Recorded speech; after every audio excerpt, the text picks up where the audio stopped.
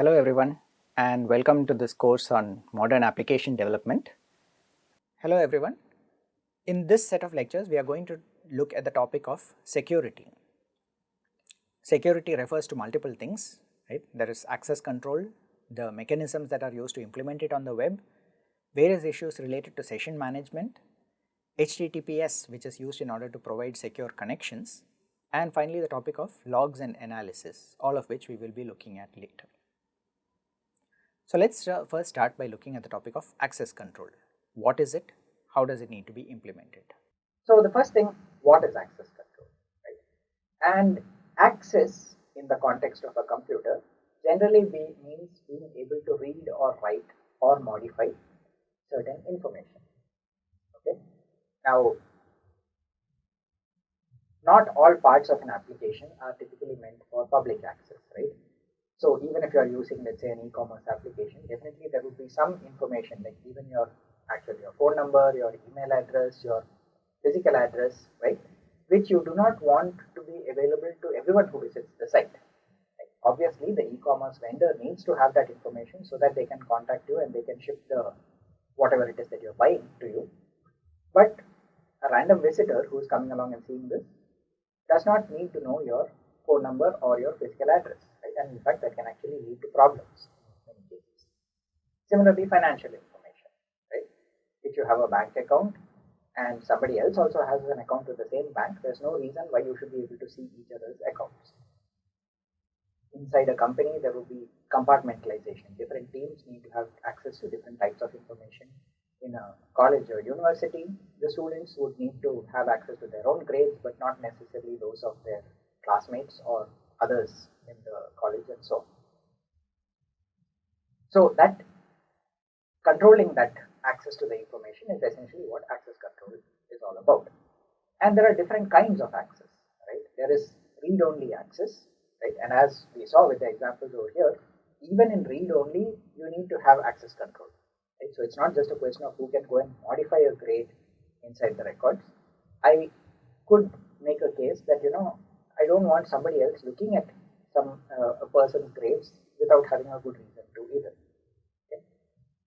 Now, read only, of course, is there, but other than that, you could also have read write, which is the entire sort of CRUD, create, read, update, delete kind of operation.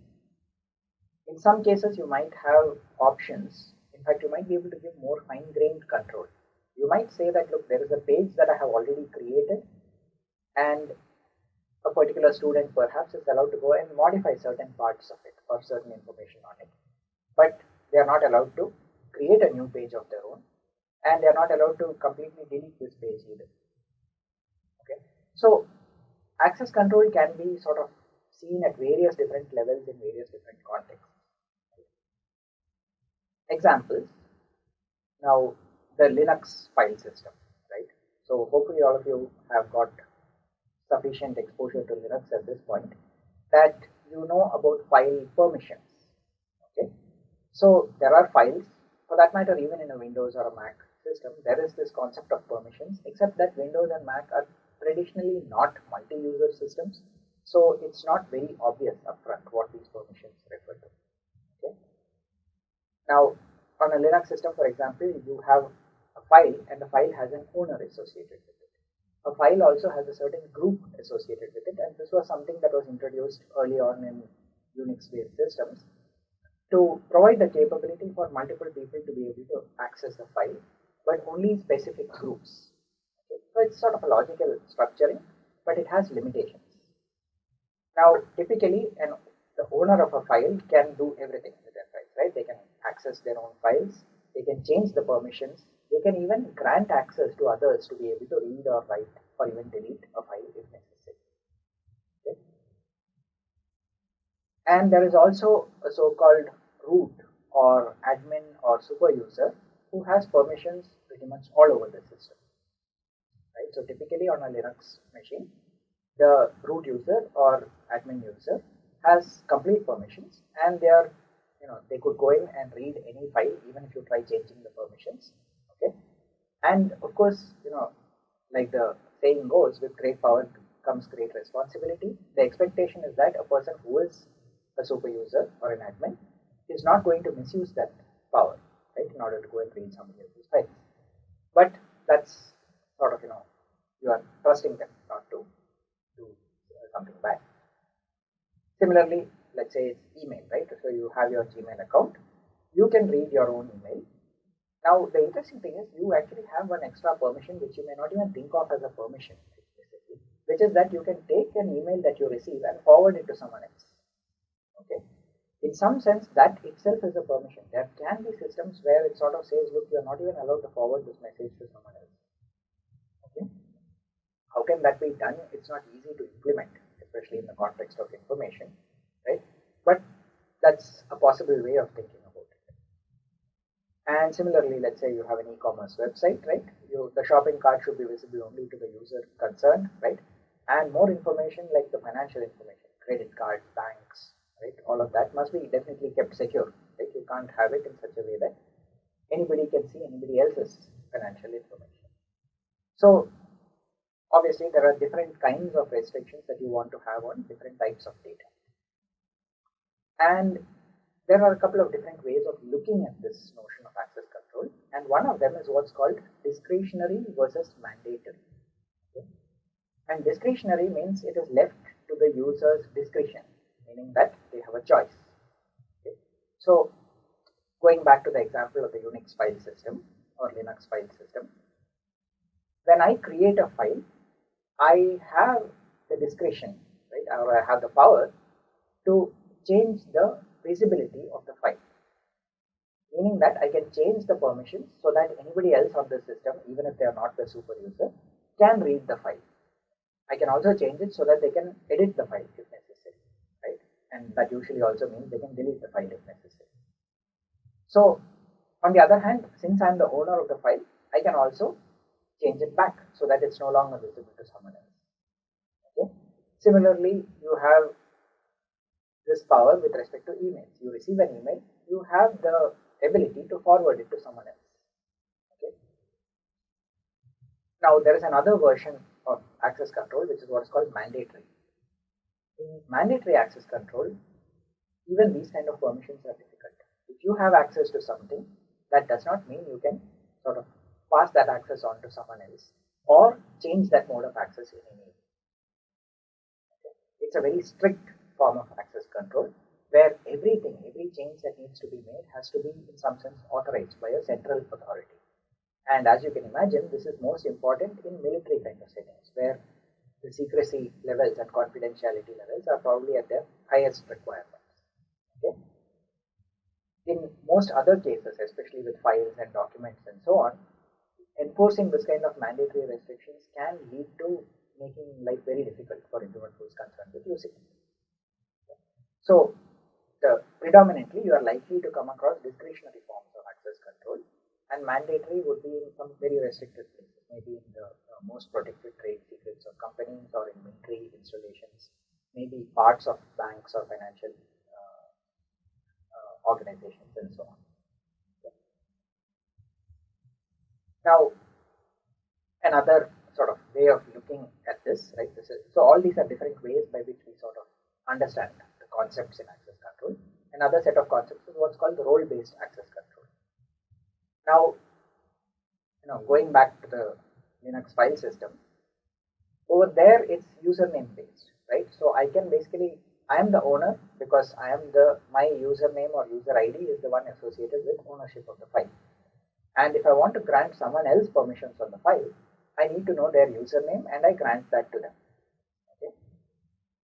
On the other hand, there is also a concept of something called a role, right? So you might, for example, have a scenario where the head of the department of a particular department in a college has access to student records because they need to know who are the students who are having trouble, who need extra assistance with regard to assignments or courses or anything else. But so what would happen is whoever is the head of the department would have access to all of those student records. But typically in any college, the head of the department is for a fixed term, and after some time it changes, right? Someone else becomes the head of the department. So what happens when the HOD changes? How should you have set the permissions on the student records? Should you have associated those permissions with the personal ID of the person who was the head of the department, in which case you need to go and change all those permissions, right? Take away the permissions from that person and grant permissions to the new person who is now the HOD. Okay.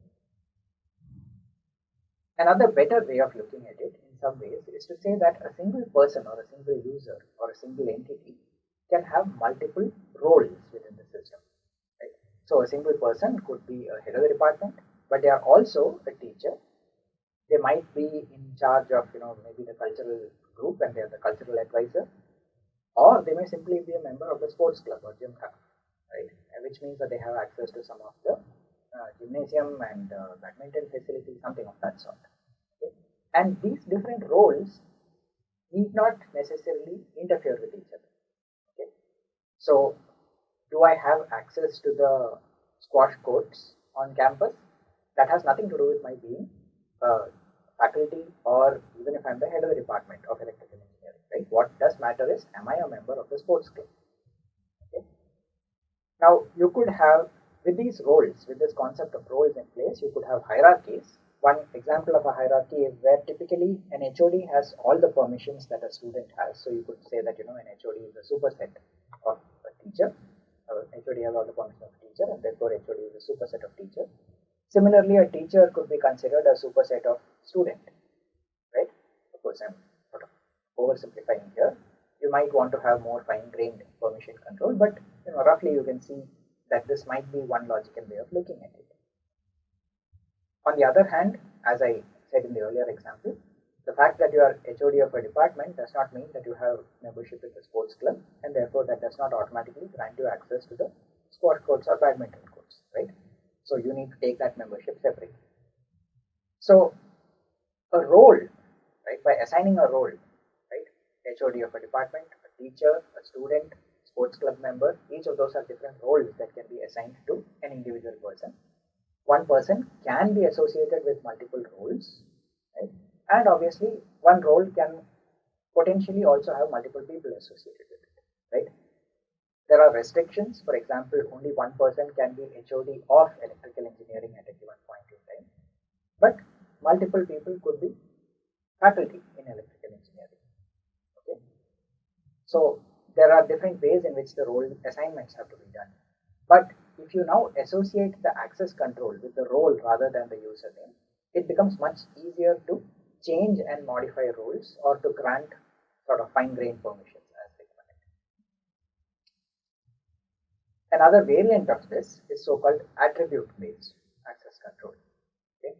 Now, attributes are some extra information which is associated with an entity, or not necessarily even with an entity, right? It could be with the system as a whole. Okay? An example of an attribute is the time of day, right? So I might have something which says that I'm allowed to access certain machines only between 9 a.m. and 5 p.m. right, on working days. Okay. So that becomes attribute-based access control. I might have the role, I might have the permissions to access that machine, but there is some other attribute which says that the machine is kept inaccessible until it becomes 9 a.m. on a working day, and after 5 p.m. it shuts off. I can't access it anymore. Okay. So you could add extra capabilities on top of role-based access control by going with additional attributes. And when you are implementing such access control mechanisms, there is also this concept of permissions and policies. Okay? Permissions are usually just static rules. They are based on simple checks, right? Does the file permission setting allow this username to read this file, right? Very easy to check. Okay, it's just one bit somewhere in the information which says, okay, yes, you have access, or no, you don't have access. Policies can combine multiple conditions together, right? And an example was what I said earlier, right? You could have one policy which says that a bank employee can view ledger entries that are made in the accounting system, but there could also be another policy which says that ledger access is available to anyone only after 8 a.m. on working days. Okay? So now in order to access this, I need to be a bank employee and it needs to be after 8 a.m. on a working day. So I'm combining multiple things together, right? All of that is expressed quite compactly and easily using a policy. If I just tried having fixed permissions, then it's difficult to sort of see how do I create a permission which encapsulate all of these together. Okay. So policies can be sort of layered together, right? And you can have multiple policies that apply to one particular piece of information. Now, in general, one of the concepts that's applied in this whole area of access control is what's called the principle of least privilege. Okay, and put very simply, it says that any entity should have the minimal access required to do their job. Okay, in other words, if what you need to do is basically just deliver an item to somebody, all that you need to do is know their address so that you can go, keep the item outside their door, ring the bell and leave. You do not need to, for example, go inside their house, find out what is inside the refrigerator. None of that. You don't have permissions to do any of those things. Okay. Similarly, going back to the Linux file system again, users can read system libraries because there are usually many sort of functions and so on that are compiled into library files, but you are not allowed to change those typically. Okay. And in fact, certain files like the /etc/shadow, which stores the encrypted passwords, are typically made unreadable, right? So that only the root admin users can even read those files. Now, you might have other kinds of permissions. For example, when you are installing Python using the VN virtual environments, you can install it into your local file system, that is your own home directory, but you will not be allowed to modify the main system path, okay? Which is one of the reasons why the Python VM is so popular, right? It allows you to create your own local thing without needing to mess around with the actual system. Now, what are the benefits of this principle of least privilege? Fundamentally, better security, right? The fewer people have access to sensitive files, the better. How do you define sensitive files? Of course, depends on the context, right? But in general, right, if I don't need access to something, I should not have access to it. Better stability, and the reason behind that is, if I unnecessarily provide access, especially write access to certain files, there's a chance that somebody, even by accident, like due to a typing mistake, might end up modifying a file or deleting the file. And that's it, your entire system stops functioning the way it was supposed to. It becomes unstable. And another benefit is ease of deployment, right? You can basically create sort of template file systems that can easily be copied from one place to another because you know that nobody else is allowed to modify it. Each person has only very restricted permissions and it becomes easy to set it up. Now, even though this principle of least privilege is easy to state, it's not always easy to implement in practice. And there are cases, for example, where you might find that, especially if you're writing a web app and you want to accept file uploads from outside, you suddenly find that you need to make certain directories sort of what's called world writable, right? Meaning that anybody can write into those directories. And that actually messes up security in some ways, right? So there can be things where just the nature of the framework or the software that you are using forces you to violate this principle. But as far as possible, it should be followed. So that's why it's not a hard and fast rule. It's more of a guideline or a principle that helps with, it has various benefits and it's generally advised to follow it as far as possible. Now, related to the principle of least privilege is also this concept of privilege escalation, right? Meaning that normally I would perhaps work as just a regular user, but there may be certain times at which I need to go and perhaps, either add a new user or change some system file or install a new piece of software, right? And this is where on the Linux system, there is this concept which you might have come across called sudo, right? So sudo is used in order to perform one action with higher privileges than you normally have. Okay. There is also the SU, which allows you to completely switch user. You can actually impersonate another user. If you know the root password, then you can basically become root, and from there you can also switch over to any other user in the system. Right? Obviously, a very blunt instrument, right? I mean, it can be used to create a lot of damage if you are not careful, right? And it's usually recommended that you do not use sudo unless absolutely necessary, and do not use raw su command at all. Okay? So unless you have a lot of experience with these kind of systems, you should not be using it. And if you do have experience, most likely you will be so scared of what it can do that you won't do it anyway, right? So privilege escalation is something that has to be done with very limited scope, right? You need to do it as little as possible, and usually this is also combined with explicit logging. So sudo, for example, logs every command that is run using sudo, for the simple reason that if something goes wrong, you should be able to go back and find out at which point it went wrong and what was the mistake that happened. Okay? So all these are things to keep track of. I am explaining it in the concept of a file system, but of course, you can sort of take these same ideas and translate them into the concept of into the context of a app that you might be creating, right? Even there, let's say it's an e-commerce type of application. Normally, you are just a regular user of the system, but sometimes you might have to switch over to an admin role to go back and look at, there are some entries at the back end that don't make sense, or somebody is saying that, their shipment never came, right? What happened? Should you always be logged in as an admin? That's dangerous because there is a chance you might accidentally go and change one of the entries, okay? Or you might click on a link which ends up modifying something which should not. So logging in as an admin or logging in as someone with higher escalated privileges is always sort of the last resort. You do it only when required. So again, coming back to the context of web apps, you could have admin dashboards. Even in our gradebook example, right, we are looking at a context where you might want to sort of add students, add courses, delete students or courses, modify the relationships between them, and so on. And obviously, in reality, what we would want is that a given user is only given read permission to their own data. Admins are given permission to modify pretty much anything that they want, and you have to be careful about how you manage what you are doing. Okay? So along with sort of enforcing logins and so on, it is also possible to add extra conditions over there which say not only should you be logged in, you also need specific permissions. So this brings us to one question: how do we enforce such permissions or such restrictions, right?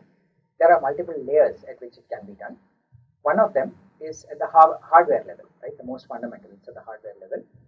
And the simplest way to think about it is, if I want to enter a room, I need to have a key to the room. Okay? So that's a physical piece of metal that I need to carry with me, which grants me access to the room.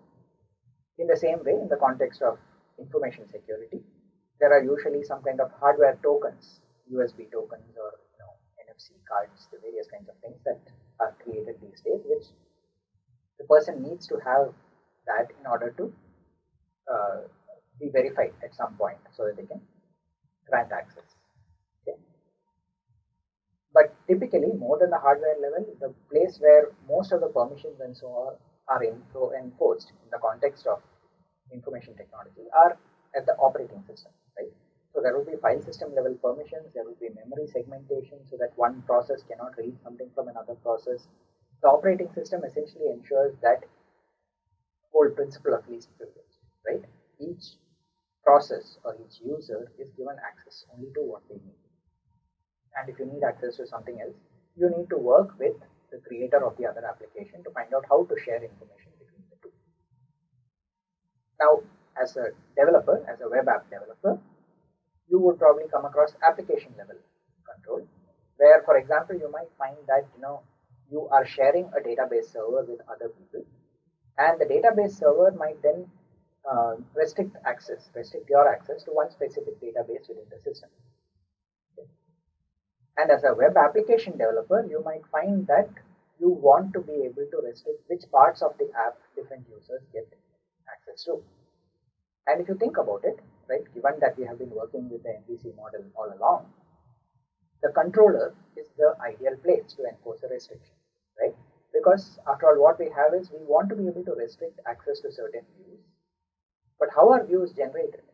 They are ultimately some kind of roots, right, in the application, which take a certain URL and calls a certain controller function, and that function then needs to basically pull up the appropriate view. So in order to, when you are executing that function, if I can somehow put a wrapper around it, which says that only if some condition is satisfied should I continue with the rest of the execution of this function, then that should take care of my problem for me. Now, how do I put a wrapper around the function and enhance its functionality? We have already seen examples of that, right? For example, the at app.root kind of notation that we use in Flask is a decorator, and decorators in Python are an ideal way of sort of enhancing the functionality of a given controller or a function. Okay, we'll see examples of that later.